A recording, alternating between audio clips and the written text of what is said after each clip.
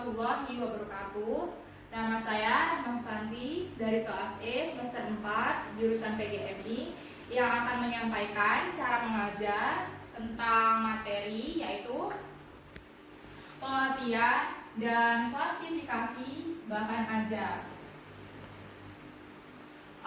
Apakah kalian tahu apa itu bahan ajar? Pengertian bahan ajar. Jadi, pengertian dari bahan ajar yaitu bahan ajar merupakan suatu media yang sebagai perantara antara yang memberi informasi atau ilmu yaitu narasumber. Narasumber bisa berupa dosen, guru, atau pembimbing yang lain kepada yang belajar. Yang belajar itu bisa siswa atau mahasiswa. Di sini bisa dilihat ada narasumber, bahan ajar, serta siswa. Di mana bahan ajar ini terletak di tengah-tengah, yaitu bahan ajar itu merupakan sebuah perantara yang menghubungkan narasumber. Narasumber ini adalah orang yang mentransferkan ilmunya atau orang yang berilmu kepada siswa. Siswa adalah orang yang menerima transferan ilmu dari narasumber. Jadi siswa di sini dituntut untuk menjadi aktif dan kreatif, tidak hanya mendengarkan saja apa yang dikatakan oleh guru tersebut. Karena kalau seperti itu, maka pembelajaran akan menjadi pasif. Maka dari itu, bahan ajar akan membuat siswa menjadi lebih aktif dan kreatif. Jadi, bahan ajar itu bisa diartikan sebagai perantara dari pengetahuan narasumber atau juga bisa disebut dosen atau guru pada siswa. Kita beralih yang kedua, yaitu pada poin klasifikasi bahan ajar. Klasifikasi itu apa sih? Jadi klasifikasi itu bisa diartikan sebagai ciri-ciri atau jenis dari bahan ajar.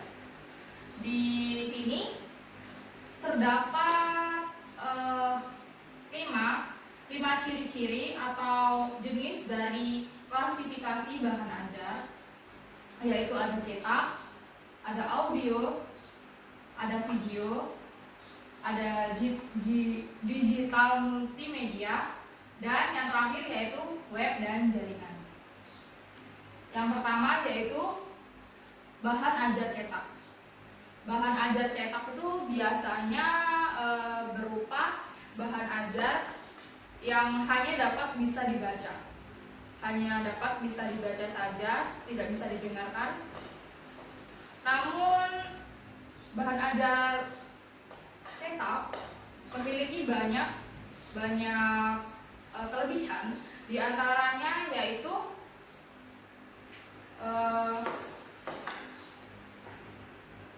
hampir digunakan untuk menyampaikan seluruh mata pelajaran. Jadi seluruh mata pelajaran itu memiliki buku. Jadi buku bisa digunakan untuk segala jenis mata pelajaran. Lalu dapat digunakan dalam aktivitas pembelajaran secara langsung, bisa digunakan secara langsung, yaitu ini tadi narasumber dan bahan ajar ini kan bisa juga menggunakan buku.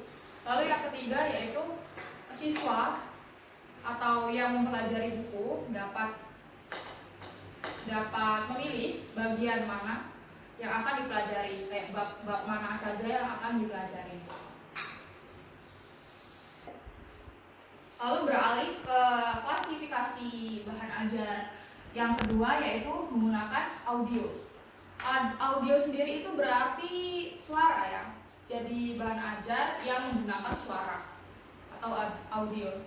Biasanya ini digunakan secara khusus untuk pembelajaran bahasa asing yang akan lebih efektif jika menggunakan audio. Karena bahasa asing itu jika cuman dilihat saja atau cuma dibaca tidak akan tidak akan efektif. Maka dari itu kayak pembelajaran bahasa asing seperti bahasa Indonesia yang menjadi bahasa wajib kedua di Indonesia, bahasa Indonesia.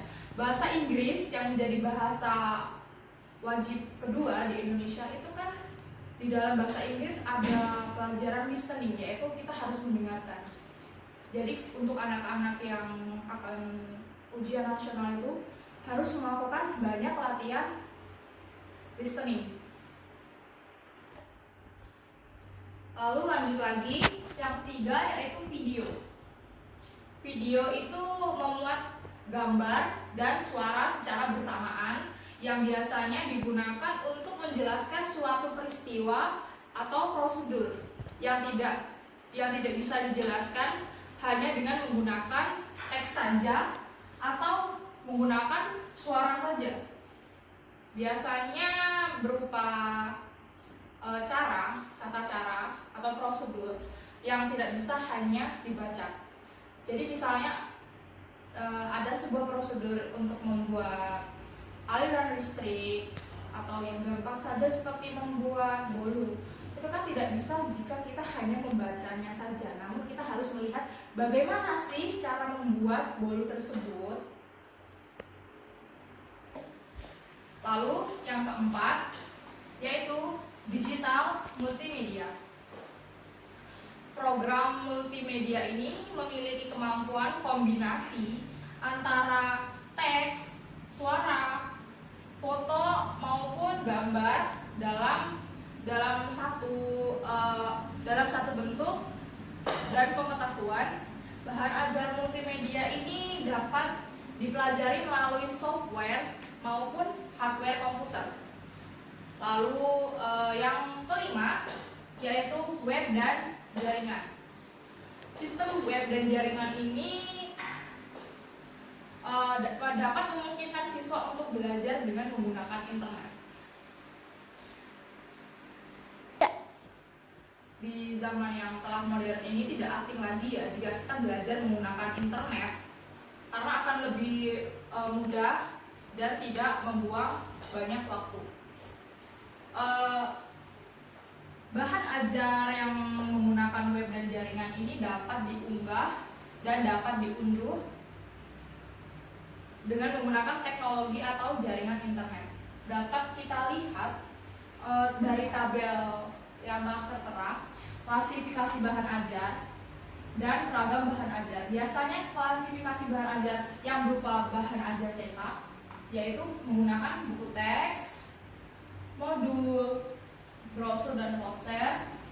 Bahan ajar audio itu biasanya menggunakan kaset audio dan CD audio, juga bisa di play di laptop sih biasanya ya. Lalu bahan ajar video yaitu bisa VCD, DVD atau Blu-ray disc. Lalu ya ini yang keempat, bahan ajar multimedia. Itu bisa menggunakan Computer Assisted Intrusion atau CAI. Lalu yang terakhir bahan ajar jaringan atau network, bisa juga web tadi itu, bisa menggunakan ragam bahan ajar yaitu situs web, blog, dan internet.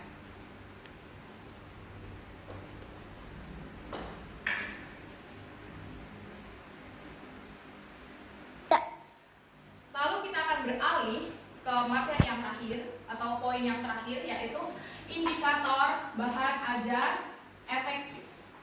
Indikator itu apa sih? Jadi indikator itu adalah sesuatu yang dapat mempengaruhi siswa, tapi mempengaruhinya menjadi lebih baik atau jadi lebih buruk. Jadi bahan ajar itu yang pertama harus meningkatkan hasil belajar. Ya harus meningkatkan ya dari hasil belajar siswa. Kalau tidak ya. Jadi yang kedua, bahan ajar itu harus memotivasi siswa untuk belajar menjadi lebih baik. Karena sudah saya jelaskan ya di awal tadi, bahan ajar itu biasanya akan membuat siswa lebih aktif dan kreatif, karena pembelajaran itu tidak akan menjadi pasif jika menggunakan bahan ajar. Lalu yang keempat, meningkatkan motivasi, dan yang kelima, mendorong aplikasi. konfirmasi dari saya. Jika ada